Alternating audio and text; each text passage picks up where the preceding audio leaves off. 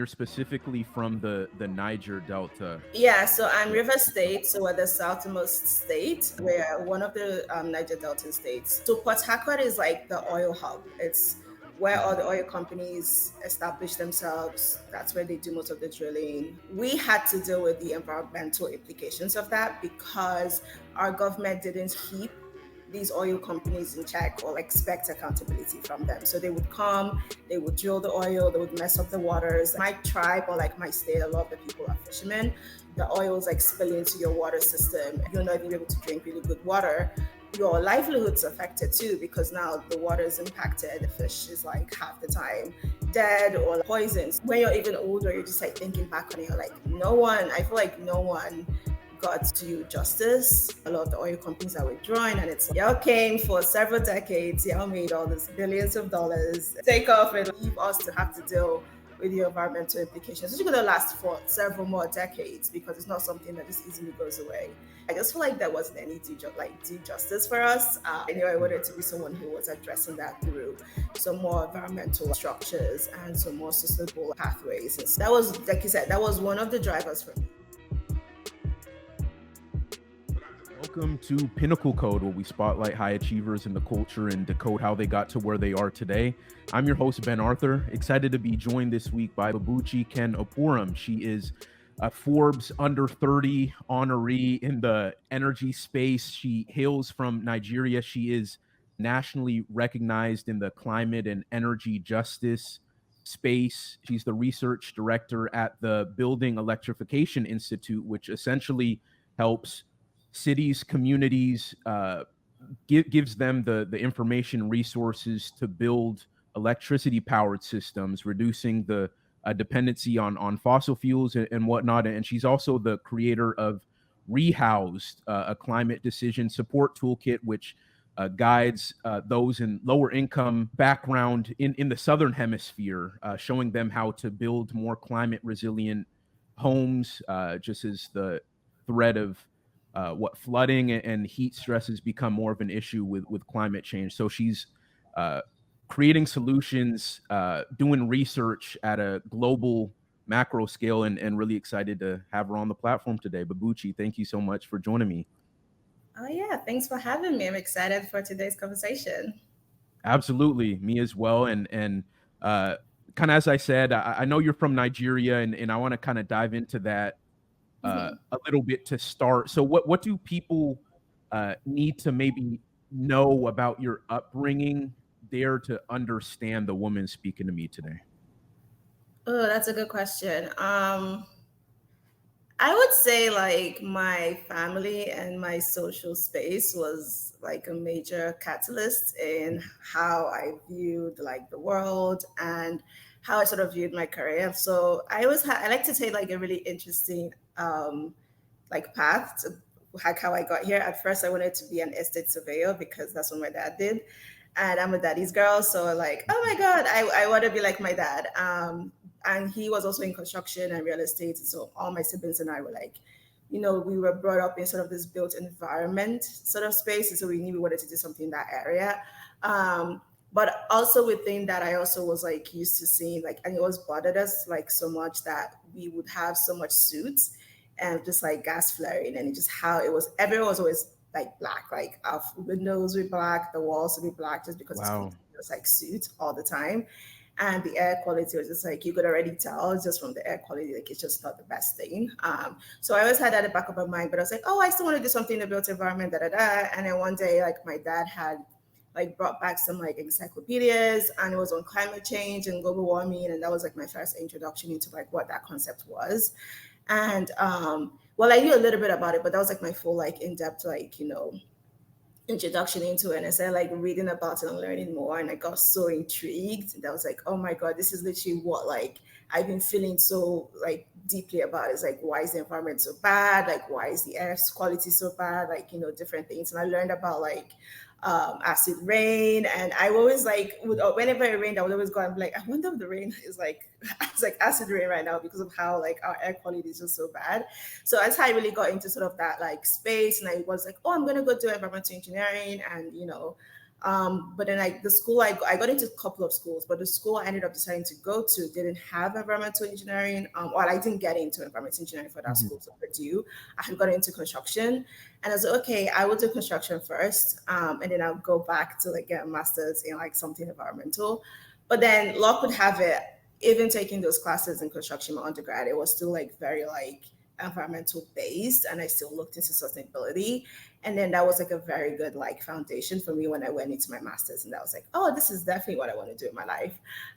So yeah, that's, I like to say it's like a very interesting like path and how I got here, because one, I really just knew that I wanted something that built environment, but I thought I was going to be more like my dad, who was like, into real estate and stuff, which I'm still an enthusiast. But because of just like that introduction into the climate change world and global warming world at like 10 or 11 or so, I just knew that like, okay, yeah, I need to be doing this sort of area. And I'm sort of like happy that I was able to get the opportunities to keep at it. And, from my master's, a PhD, and then here I am. So yeah.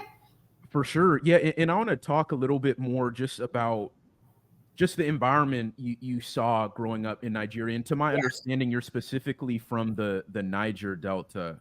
Yeah, so I'm Yeah. River State, so we're the southernmost state. Okay. We're one of the Niger Delta states, and that's so Port Harcourt is like the oil hub. It's where all Mhm. the oil companies establish themselves. That's where they do most of the drilling, and so that's where they do most of the gas flaring and stuff like that. And so we had to deal with the environmental implications of that, because our government didn't sort of keep these oil companies in check or like expect accountability from them. So they would come, they would drill the oil, they would mess up the waters. Like, and we're fishermen too. Like, so my tribe or like my state, a lot of the people are fishermen.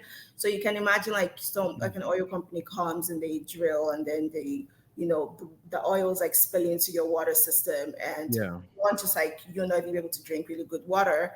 Your livelihood's affected too, because now the water is impacted and the fish is like half the time dead or like poisoned. So it's sort of really problematic how the government, coupled with a lot of the oil companies that we saw sort of come in, like Shell and Mobil and Ajib and all of that, sort of destroyed the environment, for lack of a better word, and the health of the people there, the indigents, and beyond even that too. A lot of times they would come, they would take up the land, they would use the land, and they were supposed to like compensate the indigents with different like different towns, and none of that really happened. Or like it would be like a partial like compensation but not the full thing, and then no one just took accountability at all for that. So Mm. just different like environmental injustices that happened, Yeah. that when you're even older, you're just like thinking back on it, you're like, no one, I feel like no one got sort of due justice at all. And now Shell sort of withdrawing, a lot of the oil companies are withdrawing, and it's like, y'all came for several decades, y'all made all this billions of dollars, and then And y'all left just, the environment yeah, and you guys yeah. just gonna take off and like leave us to have to deal with the environmental implications, which are going to last for several more decades, because it's not something that just easily goes away. Like all the gas flaring, there's so much like our family home is sinking. Like it's actually sinking because of all the drilling. Within like cities, so all the drilling is like, shaking up the what's the word I'm trying to find? Subsidence? Is it subsidence? I can't remember the word right now, but it's like shaking the soil, and so it's sinking.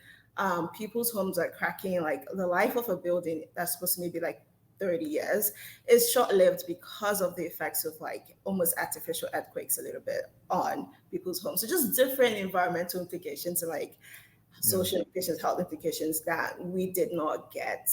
And I don't want to go on a whole rant, because as a Niger Delta, just you feel so strongly about how we're just affected. And I don't want to go on that rant, but I just feel like there wasn't any due justice for us. And so yeah, that was definitely one of the ways in which I knew that like, and I think if I even go back and if I remember like my undergrad like personal statement, I did talk about how I grew up in a state that, we saw a lot of implications from oil.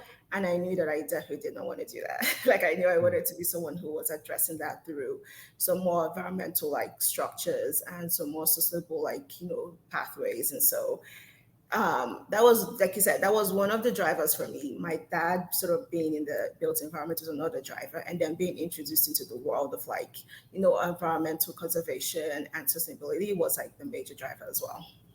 So then how do we get from that, right? The images you saw growing up, you mentioned how your childhood home Yeah. is thinking, you developed this passion to, to write about it, to talk about it, to research it.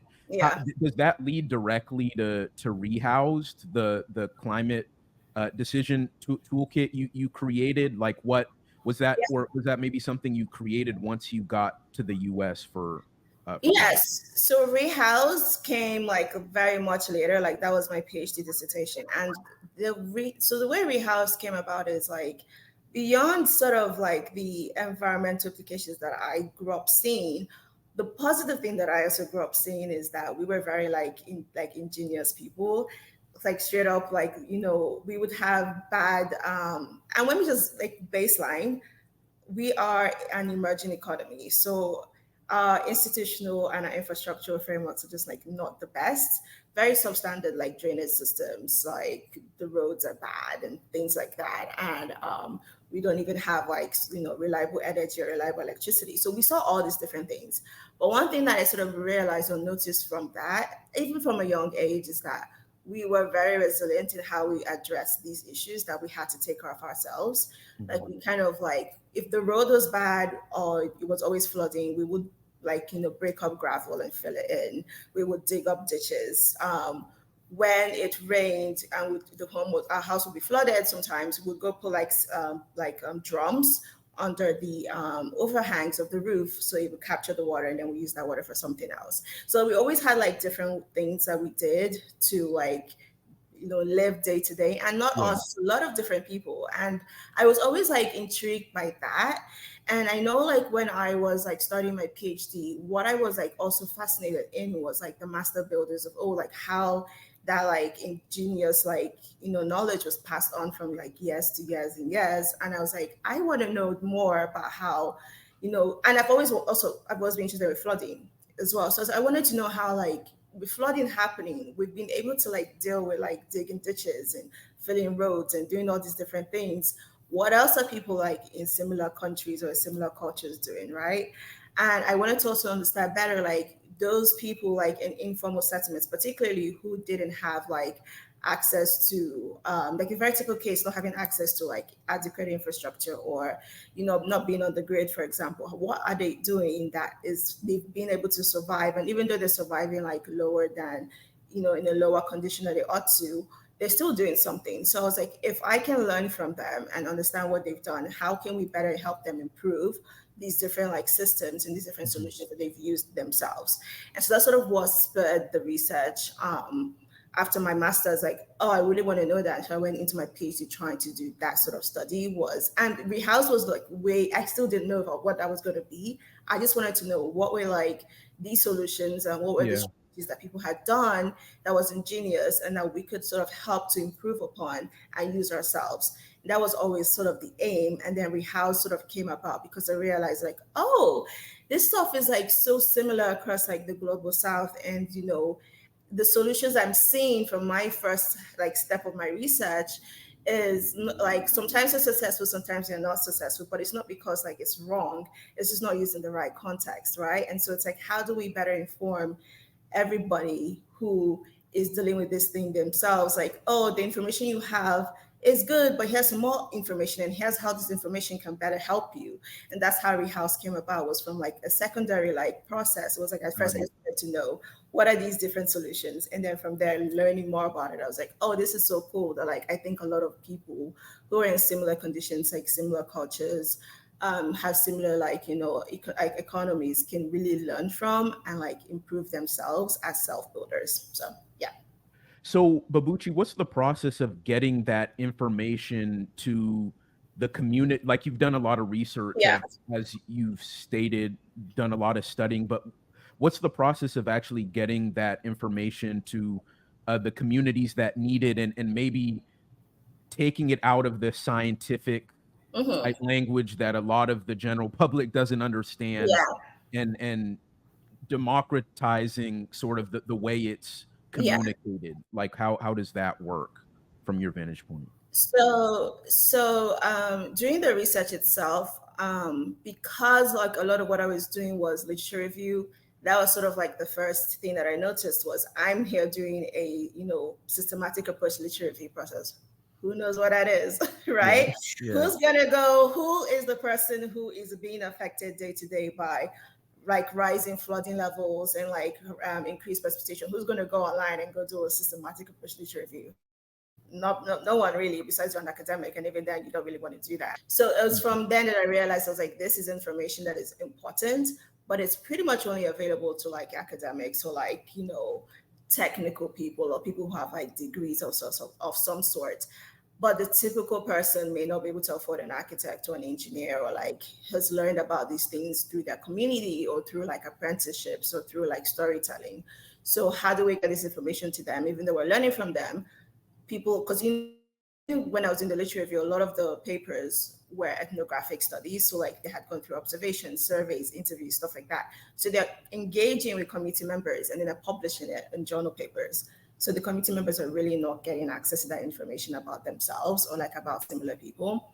So I knew like, okay, step one is this has to be like something that is dispersed, more widely, more mainstream, and it has to be dispersed in like ways people understand it. So it has to be non-technical. So that's sort of Mhm. like I was looking into human-centered design principles of like graphics, visuals, and non-technical language, and just like trying to be more engaged with the frontline communities.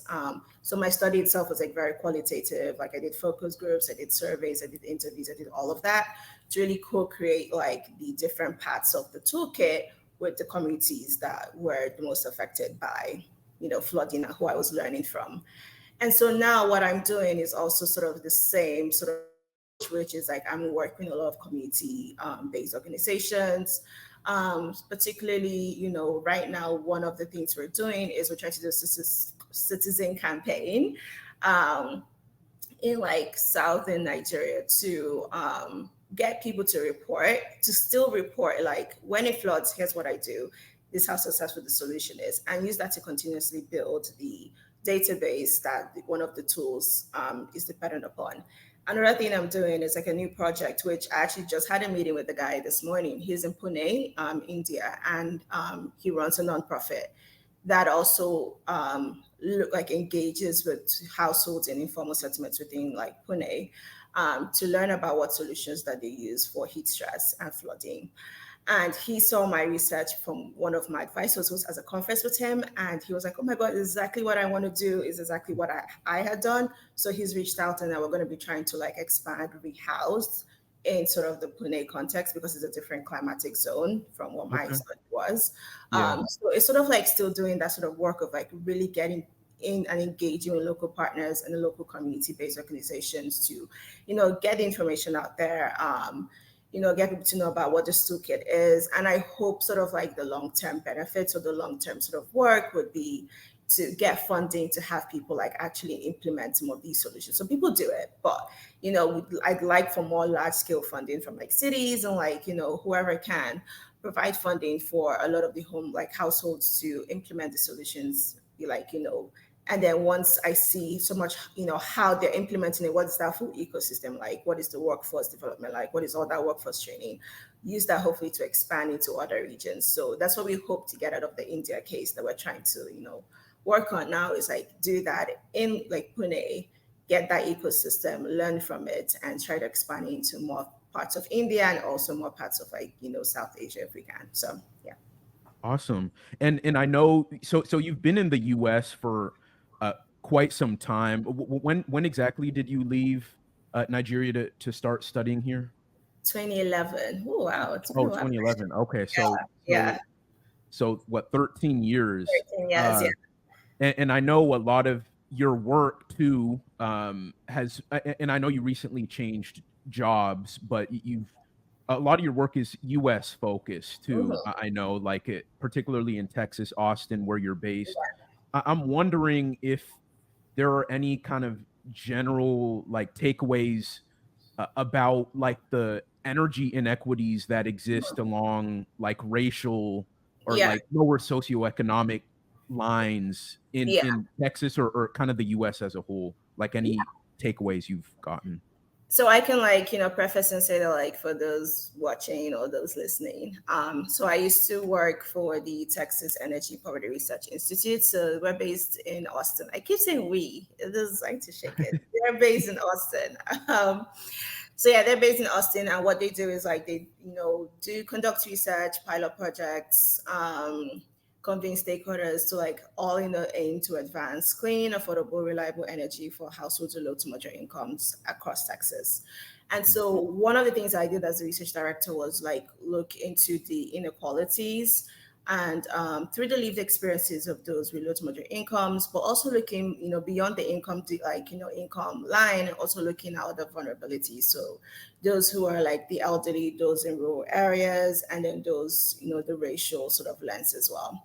Mhm. So one thing that was sort of really, I guess, like obvious or like very important to know in the work that I did was that like because of all this like historical and systemic imbalances from like how many decades ago, a lot of like people of color are still experiencing this when it comes to their energy, and being able to afford their energy or being able to access clean energy or being able to like access reliable energy.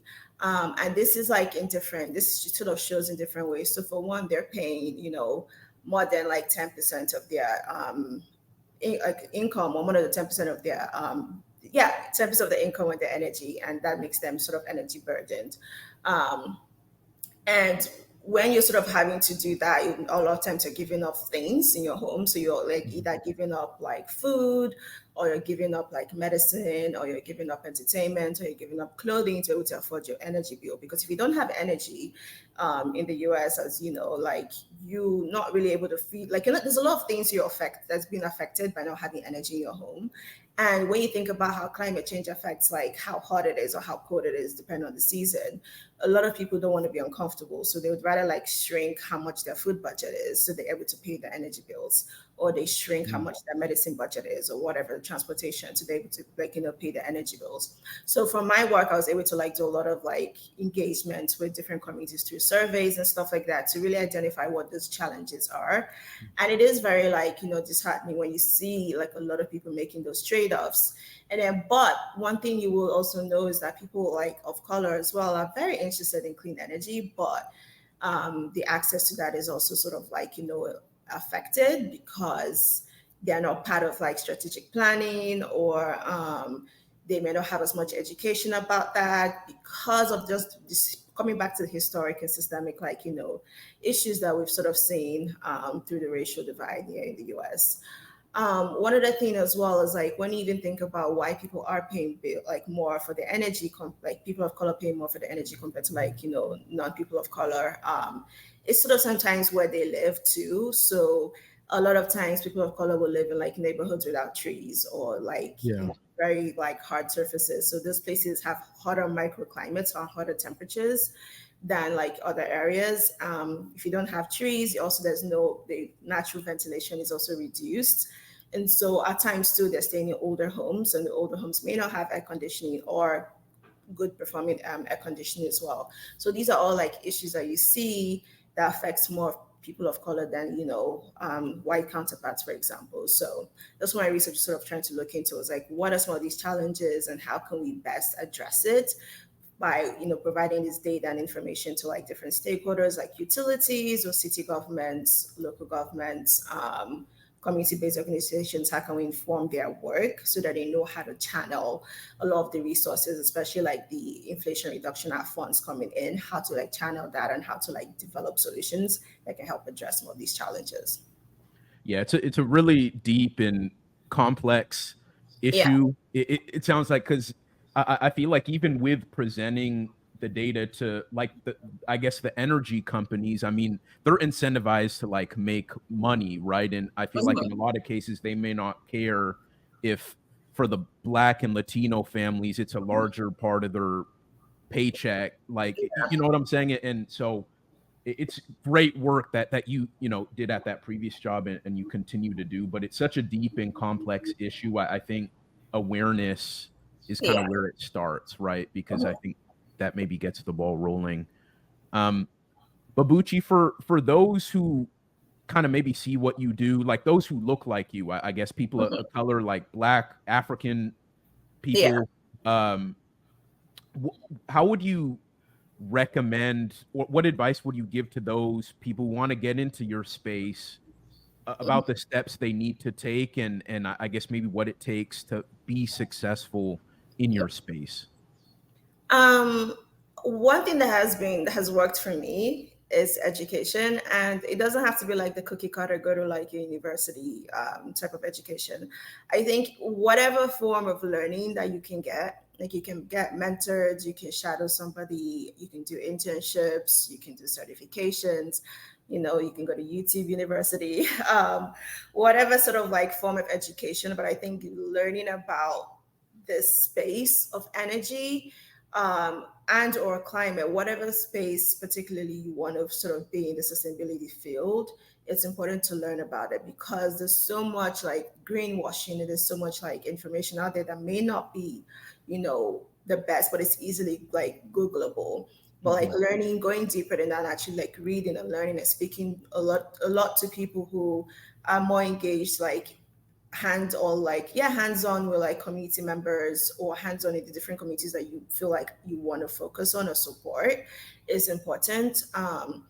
Another way too is like, someone once told me that I'm very personable, and I never really looked at it that way, but he was like, you're very personable, and that's what's helping you to sort of like really get a lot of opportunities. And I would say then that, that's a good way as well. It's like trying to build networks and build, people that know you, who, when they're in spaces that you can potentially not enter right now, they're able to help open those doors for you by mentioning your name and saying, oh, I know somebody who, would be a great person to help with this, so provide those opportunities for you. But you need to do to for you to be able to do that, you need to like know people and sort of tell people all the time, like, I'm interested in this. Do you know anyone that I can speak to? I want to learn. So if people know you're interested in learning, if people know you're interested in this space and you're personable, they are more likely to sort of recommend you in like these different spaces that you're not in right now, but you should be in. So yeah. What is it like being a Black African woman in your space? Have there been challenges that have come with that? Well, what has maybe been you, Yeah. you think your unique experience because of what you look like?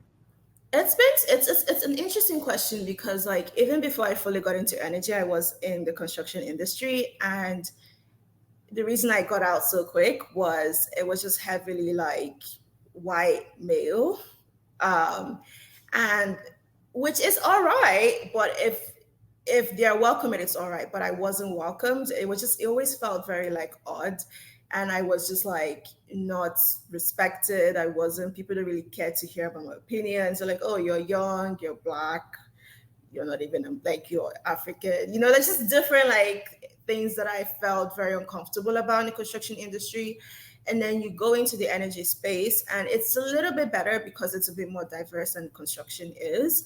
But then you still have those like challenges because a lot of the people in high roles or like in high positions are predominantly white people and Mhm. predominantly educated people. But then the people need to be making who need to sort of like who are the ones affected the most and not in positions of making decisions, and their perspectives are not really cared for too much. Like a lot of times people say, oh, I'm going to learn about something from a community, and then they don't really apply what they learn. Mm. And a lot of times too, even those people who have like the best intentions may not sort of co-create solutions or co-design solutions with those frontline communities that are affected.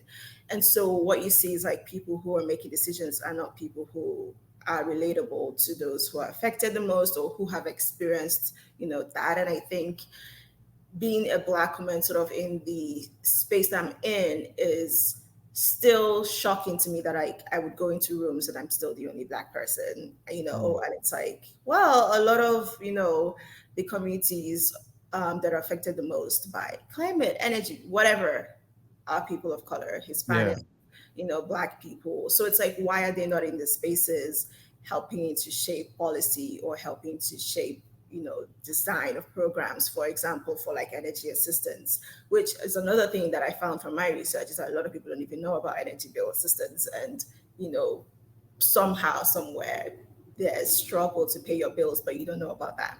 But that's a different thing. So yeah, it's sometimes still shocking to me that like I will go into spaces and I'm still like one of maybe two or one of maybe none, Black person. And it's like very unfortunate. And I don't know at what point that would change. Um, but I think it's like just trying to get people back into this pipeline, getting them through undergrad, getting them through whatever you need to getting them into these like rooms and spaces where they can continue to like elevate themselves and get to the like positions of like power and positions of like high decision making for sure. So how have you maybe navigated that, knowing that you're maybe the only or one of two, and maybe Yeah. sounds like plenty of opportunities to be discouraged by what you Yeah. see, and you maybe have to speak for the Black people Yeah. on certain issues or topics. How have you maybe navigated that to maybe still stay focused and Yeah. on your mission, so to speak? I have a very good support system. Like my one of my mentors, Erica Cochran or Dr. Erica Cochran Hamin, she's just been so vocal in the work that she does, and just seeing her like, especially doing my PhD, seeing how like she too navigated being like this Black professor, only Black professor in my department, who would also go out publicly and speak on like conferences and forums and stuff like that, and like just seeing how confident she is. And I used to have serious like imposter syndrome, and she would be like, girl, if you can't do who will. So like she was very good at like trying to bring like let me know that like I'm that person. Like I should not be having imposter syndrome at all because I've worked so hard. I know my work. I'm very like engaged. I'm like, someone who has the sense and the experience to speak on something.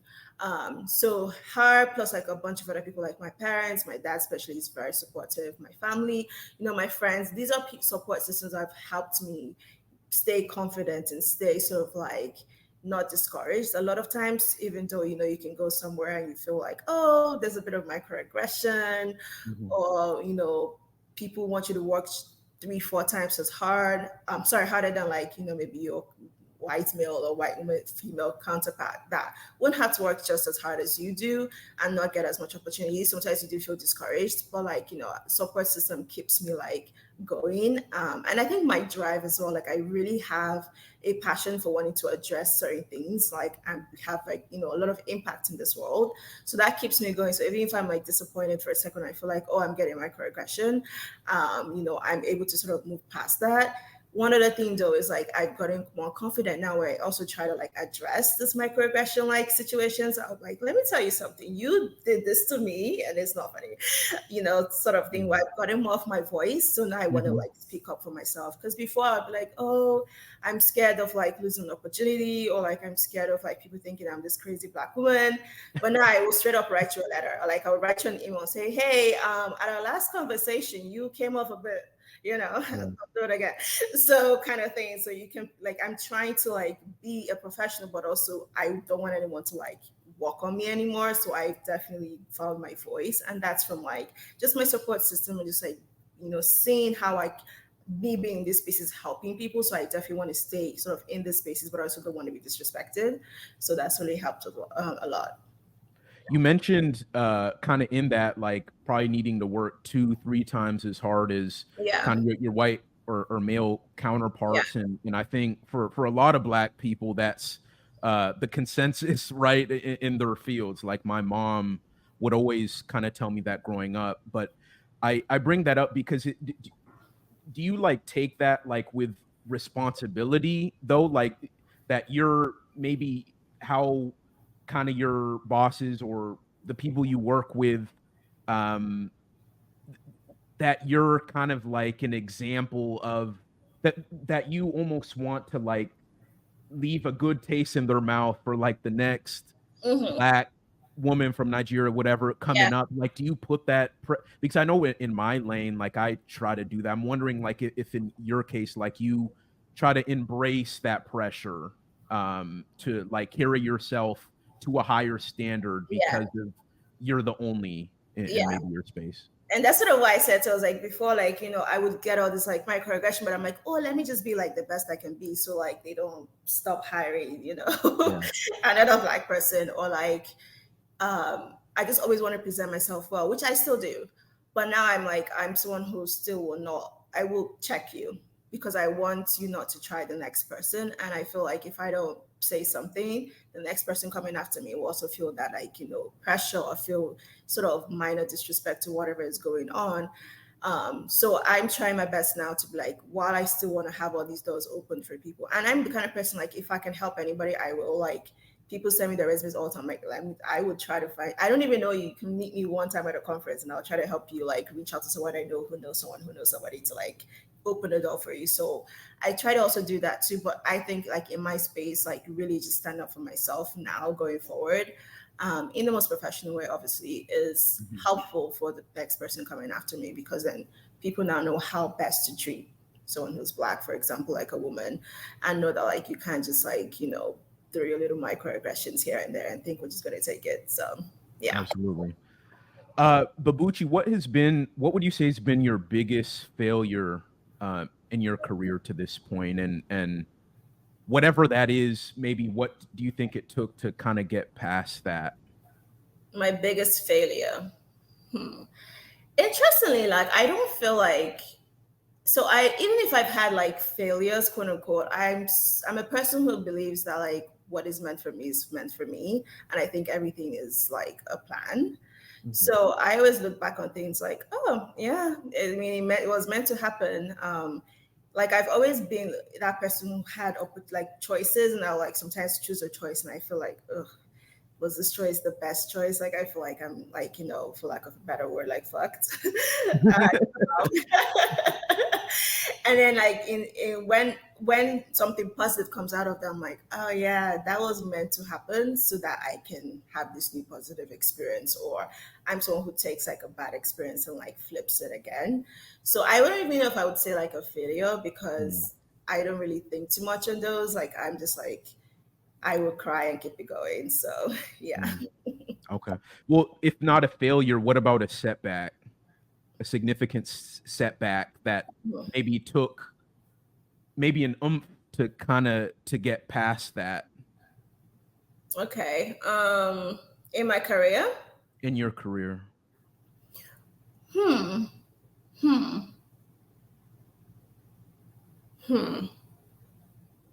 I would say, like, my construction jobs. So the job that I did after my undergrad, it was the worst experience of my life. I don't want to, like, the lady wasn't nice. My boss was not a nice person. The industry, I was also in Indiana. So Indianapolis, as you can imagine, it's not the most, I've like, been yeah, I've been there. Yeah. not the most liberal place to be. And this was like 2015, 2016 time. And so I was just not happy. I would have, like, moments where I would be asked to, like, do things that were kind of not ethical. And if I wouldn't do that, I would, like, sort of feel threatened for my job and stuff like that. So I would say, like, that was a setback for me, because I feel like, oh, had I had an opportunity to do something different in construction, maybe also I would be far ahead in my career sometimes. But I also think back again and say, maybe I was meant to be where I'm at. So, which is this whole, like, everything works out for its, like, self. But I do feel like, that was, like, definitely a setback, because the opportunity just did not let me proceed in the construction industry like I wanted to. But also look at me now. So Yeah, you're obviously doing great things now. yeah. Just on that real quick, was getting past that just the decision to finally leave? Because I know a lot of people could be in toxic jobs, but it can take a lot for them Yeah. to just get the confidence to up and leave. Yeah. Was that your experience as well, or was it pretty easy? Like, oh man, this is awful. 2 months, I'm out. Whatever. What was that like? It was awful, but I was I was bidding my time because I wanted to go. I decided I was going to go do my master's, and then I was like, okay, I'm going to apply for schools. Fingers crossed, someone takes me so I can get Yes. out of here. Yeah. Okay. Okay. Yeah. Yeah. Okay. Unfortunately, that kind of happened. So yeah. Okay. So it kind of worked out. You had kind of the leverage to get out of that situation. And it was difficult to get that job. I remember like after my undergrad, like I would see a lot of my like people who graduated with me. And once again, I was the only woman in my whole program. Wow. So I would see all the guys get jobs and I'm like, it took me several months to get anything. And I was like, is something wrong with me? So when I finally got this one, I wanted to hold on to it. So even though it was like toxic, I was like, help is pay my bills. And, you know, it took me a while to get this one. So I might as well hold on to it till I start my master's. And so I just kept hoping that like it happened soon so I could like up and leave. But yeah. Got it. Awesome. Bobuchi, well, kind of winding down here, I guess, where can people go to learn more about, I guess, your work through Rehoused and also your new job with the Building Electrification Institute? So with Rehoused, you can go to rehoused.tools. So that's RE-HOUSED.tools. And one thing people keep like putting the house as like lower caps. And I do want to say that like Rehouse is actually an abbreviation. I don't think people know that. So it's like resilient housing for self-development. So Got it. Yeah.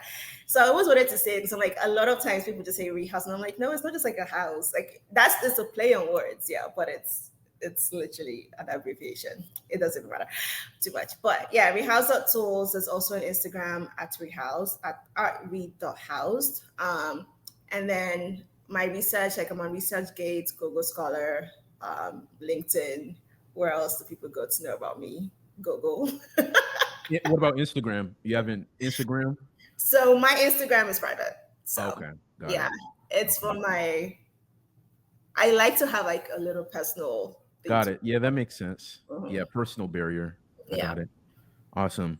Well, Bobuchi, my very last question. I asked this to my guests at the end. And it's kind of broad. Bear with me, but what is one thing you believe that people can do more of to get a step closer to reaching their pinnacle or to like maximizing their personal potential? One is like not letting go of your dreams. I know like a lot of people have maybe at some point in their lives, maybe in school or whatever, they've told you like you're not good enough to do something. I've been that person who's rallied against that. Like I shoot for the stars, catch the moon on my way back. Like so, whatever your dreams are, don't stop working towards that. Like be very focused and go after that. Like even if like you think your dream is like the craziest thing in the world, people have done crazier things. So I think you can like focus on that. I would also say like just being like, you know, like I said, personable, being someone who is kind, being someone who is generous, being someone who to a good degree, don't like, you know, but be someone who's like very open to like helping others will open doors for you because people will remember you. And like you never know the space someone may be and think about, oh my gosh, I know this person who like did this really nice thing for me and they're in this field and I think this is a good opportunity for them. And they'll mention your names in rooms that you're like not in and you want to be in.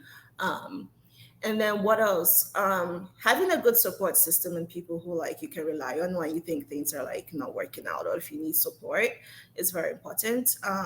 That's been for me very helpful in sort of like keeping me grounded and keeping me like going.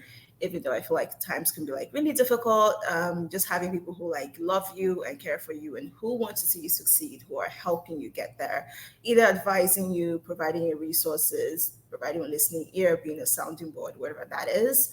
And then just like tapping into your community as best as you can, you know, and just being open to new things and new ideas for sure. Those are great. Those were 4 or 5 things people can take for sure. No, that was great. That was awesome. Bobuchi, thank you so much for your time and for all you listening. Appreciate y'all for tuning in. As always, whether you're listening from YouTube, Spotify, Apple Podcasts, really appreciate the support.